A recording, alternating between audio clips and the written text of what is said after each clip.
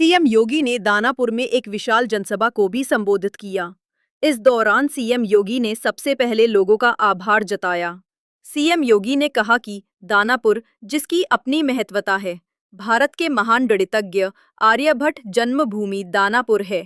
CM योगी ने कहा कि आचार्य कौटिल्य, चंद्रगुप्त मौर्य, अशोक महान जैसे महाप्रतापी राष्ट्र शिल्पियों को देने वाला ये बिहार गुरु गोविंद सिंह की पावन जन्मभूमि के रूप में बिहार का ये क्षेत्र जाना जाता है। बहनों और भाइयों, आपकी पहचान को लोग कैसे धूमिल करते थे। जिस बिहार ने कभी देश को नेतृत्व दिया हो, जिस बिहार पर देश को गौरव की अनुभूति होती हो, जिस बिहार में पाटलिपुत्र भारत की राजधानी के रूप में पूरे देश को स्वर्ण युग में ले जाने का काम जिस बिहार ने किया हो, वह बिहार कांग्रेस और आरजेडी के समय अपनी पहचान के लिए मोहताज हो गया था। और फिर एनडीए की सरकार जब आई, बिहार को आज उसकी पहचान मिली है। और आज इसीलिए हम लोग आए हैं आपसे कहने के लिए, बीजेपी और एनडीए डबल इंजन की यह सरकार बिहार को विकास के पथ पर डबल स्पीड से ले जाने के लिए प्रतिबद्ध है। और विकास की इस प्रक्रिया में आप सबको जोड़ने के लिए आज मुझे सहरसा की इस पावन धरा पर आने का सौभाग्य प्राप्त हुआ है। आप सबसे मैं इस बारे में कहना चाहूंगा कि अब कोई भी बिहार को उस पुराने लालटेन युग में नहीं लेके जाएगा।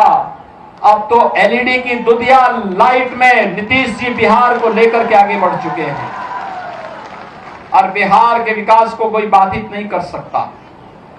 और बिहार के इस विकास को आगे बढ़ाने के लिए ही आज आप सबका आह्वान करने के लिए मैं आपके बीच आया हूं। आज जब बिहार को पहचान मिल रही है, तो आपकी इस पहचान को फिर से धूमिल करने के लिए कांग्रेस और आरजेडी ने एक सगोपा छोड़ा है कि विकास नहीं, बुर्का चाहिए।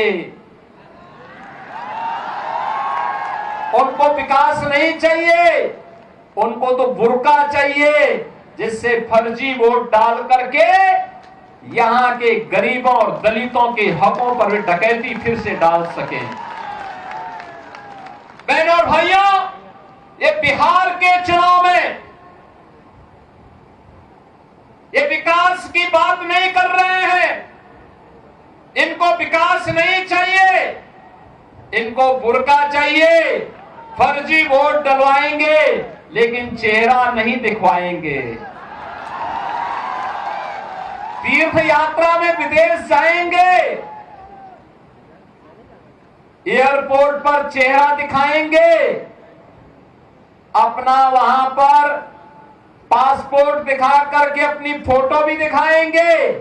लेकिन बिहार में वोटिंग होगी तो कहेंगे कि नहीं, बुर्का को छेड़ो मत, चेहरा दिखाओ मत, फर्जी वोट डलवाने दो, जिससे बिहार के गरीबों के हकों पर फिर से डकैती डाली जा सके। कांग्रेस और आरजेडी आज ये साजिश कर रही है, लेकिन इनकी साजिश सफल नहीं होने पाएगी। अब इनकी साजिश को सफल नहीं होने देना है और इसीलिए हम आपके पास आए हैं कहने के लिए। बहनों और भाइयों, क्या हो रहा था कांग्रेस के शासनकाल में? ये विरासत को अपमानित करते थे, कहते थे राम हुए ही नहीं, कृष्ण हुए ही नहीं, भारत की विरासत को कोसते थे, भारत को अपमानित करते थे, भारत और भारतीयों को गाली देते थे, घुसपैठियों को घुसपैठ करा करके अराजकता पैदा करवाते थे। और आरजेडी को तो कहना ही क्या, इन्होंने बिहार का विकास नहीं किया, अपने परिवार का विकास किया। इन्होंने परिवार का विकास किया।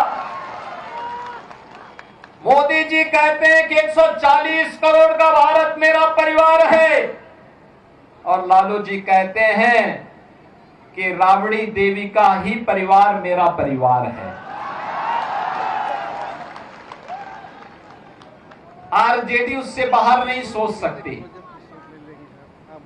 एनडीए पूरे भारत के लिए सोचता है और डबल इंजन की सरकार बिहार के उस विकास को आगे बढ़ा रही है। नीतीश जी के नेतृत्व में पिछले 20 वर्षों में बिहार ने विकास की जिस नए प्रतिमान को आगे बढ़ाया है, ऊंचा किया है, आज गांव-गांव की कनेक्टिविटी को तेज किया है, उद्योग लगने प्रारंभ हुए हैं, इंजीनियरिंग कॉलेज बन रहे हैं, विश्वविद्यालय बन रहे हैं। आज बिहार के अंदर विकास एक नई आभा के साथ आगे बढ़ रहा है। पहले कहां जाता था?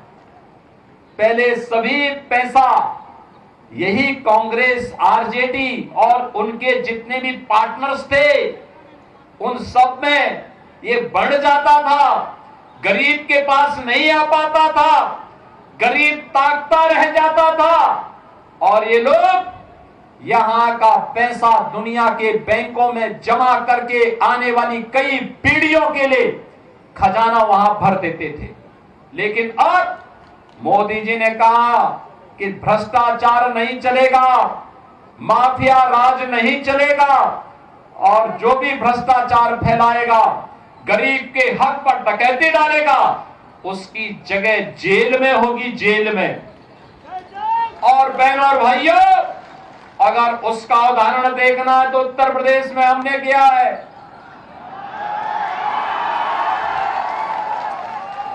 सिद्धार्थनाथ सिंह जी हमारे विधायक हैं, मंत्री रहे हैं हमारे साथ में उत्तर प्रदेश में। इन्हीं की विधानसभा में एक माफिया था, दुर्दांत माफिया था, उसके बंगले को हमने खाली करवाया और फिर बुलडोजर चलवाया। फिर उस वहां पर गरीबों के लिए आवास बनाए, हाई राइज बिल्डिंग बनवाई और गरीबों को फ्री में एक एक आवास उपलब्ध करवा दिया। ऐसे लखनऊ में भी होने जा रहा है। हर जनपद में वहां माफिया के द्वारा कब्जा की गई भूमि पर, और अगर किसी ने 10 एकड़ जमीन कब्जा की है और उसके पास अगर कुछ पुश्तैनी भूमि थी तो सबको मिलाकर के ब्याज सहित वापस लिया गया और वापस लेकर के फिर गरीबों को आवंटित करके गरीबों के मकान बनाए जा रहे हैं। बहनों और भाइयों, माफिया के खिलाफ, गुंडागिर्दी के खिलाफ, देशद्रोही तत्वों के खिलाफ, अराजकता फैलाने वाले तत्वों के खिलाफ अगर कोई लड़ पाएगा तो डबल इंजन की एनडीए सरकार ही लड़ पाएगी, एनडीए का कार्यकर्ता ही लड़ पाएगा। और वही कार्य आज एनडीए की सरकार बिहार के विकास के साथ कर रही है।